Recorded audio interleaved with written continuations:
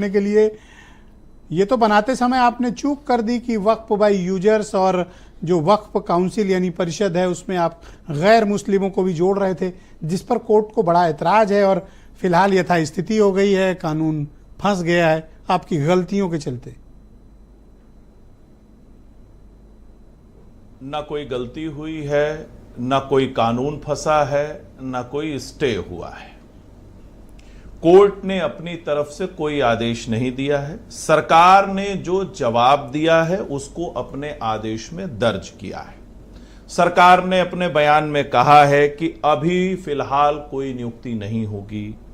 सरकार ने कहा और इसके बाद रजिस्टर्ड और नोटिफाइड जो वक्फ की संपत्तियां हैं उनको डी नोटिफाई करने का कोई प्रक्रिया नहीं है, लेकिन जो रजिस्टर्ड और नोटिफाई नहीं है उस पर कोर्ट ने कुछ नहीं कहा है।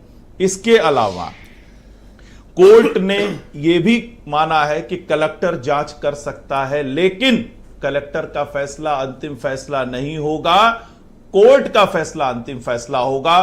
तो अभी तक जो ये था कि जो ट्रिब्यूनल फैसला दे देगी वही मान लिया जाएगा। हम भी तो यही कह रहे थे कि कोर्ट जो फैसला करेगी आखिर ऐसी स्थिति का निर्माण सुन लीजिए ब्रिजेश जी, आपको एक सप्ताह का समय इसके अलावा से मांगना पड़ा। बिल्कुल, कोर्ट ने जो क्वेरी की है हम बाकायदा उसका हर एक पॉइंट पे जवाब देंगे।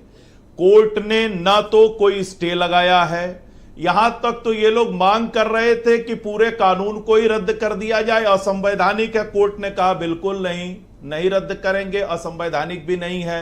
इन्होंने कहा कि आर्टिकल 26 का हवाला दिया, कोर्ट ने कहा आर्टिकल 26 तो धर्मनिरपेक्ष है। और जो लोग आर्टिकल 26 की बात कर रहे हैं ब्रिजेश जी, मुझे लग रहा है कि उन लोगों ने ठीक से फिर पढ़ा नहीं है। कोई भी मौलिक अधिकार जो आपको मिले हुए हैं वो एब्सोल्यूट नहीं है, विथ रीजनेबल रिस्ट्रिक्शंस के साथ है। और आर्टिकल 26 में भी प्रावधान है, लोक व्यवस्था, स्वास्थ्य, सदाचार को लेकर सरकार कानून बना सकती है। इसके पहले भी सुप्रीम कोर्ट में जो केसेस हुए हैं, सुप्रीम कोर्ट ने और हाई कोर्ट ने फिलहाल की स्थिति पर आप भी उस पे तर्क प्रस्तुत करें। बोर्ड जो है वो धार्मिक संस्था नहीं, फैक्ट ऑफ द डे है, वो ये कहता है कि ये कानून जुड़ा मामला फिलहाल के लिए फंस गया है, लटक गया है। और दो सबसे एग्जीक्यूटिव बड़े प्रोविजन जो आपने किए थे वो दोनों आपने खुद ही कोर्ट से कहा कि हमें साहब समय दे दो। ये तो एम्बैरेसमेंट हो गया। नहीं ब्रिजेश जी, हमने कोर्ट की जो क्वेरी है उस पर समय लिया है। और ब्रिजेश जी, एक कानून बना जो लोग कह रहे हैं क्लैरिटी हो गई, एक तो ये धार्मिक संस्था नहीं है, सुन लीजिए, केवल और ये जमीन के प्रबंधन से जुड़ा मामला है। और डिबेट करते हैं, ब्रिजेश जी सुन लीजिए प्लीज, आप सुन लीजिए। तो ऐसा जब आपने कानून बना दिया, आप खुद ही क्लियर हो गए कि सब कुछ क्लैरिटी है, तो देन आपने 7 दिन का समय क्यों? आप तो एक्सप्लेन करते जाते। आपको क्या कंफ्यूजन था जो 7 दिन का समय मांग रहे हो? नहीं ब्रिजेश जी, कोर्ट ने जिन मुद्दों पर क्वेरी मांगी है हम उन मुद्दों पर कोर्ट में क्वेरी देंगे। कोर्ट ने पूरी तरह से कहा है कि यह असंवैधानिक नहीं है, इसके प्रोविजंस को हम निरस्त नहीं करेंगे।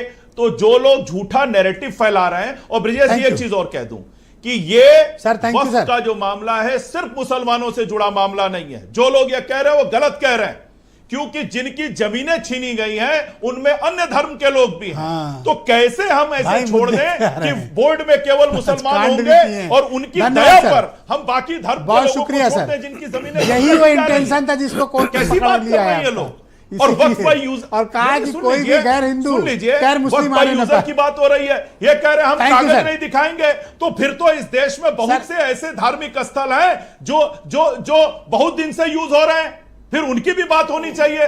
तो सर यही वहां तो आप कागज मांगने लगते हैं कि नहीं वहां के कागज दिखा दो, आप कागज नहीं दिखाएंगे, की कोई आवश्यकता नहीं है। आपको सर ये करना है, सुप्रीम कोर्ट में अपना पक्ष सही से रखना है। जो आज आपसे चूक हो गई, मैं समाजवादी पार्टी के प्रवक्ता अनूप चंडा जी को आमंत्रित करता हूं। बहुत बेहतरीन तरीके से कृपया सहयोग करें सर। धन्यवाद। जो लोग झूठ फैला रहे हैं, जो लोग गुमराह करना चाह रहे हैं, ये फैसला उनके लिए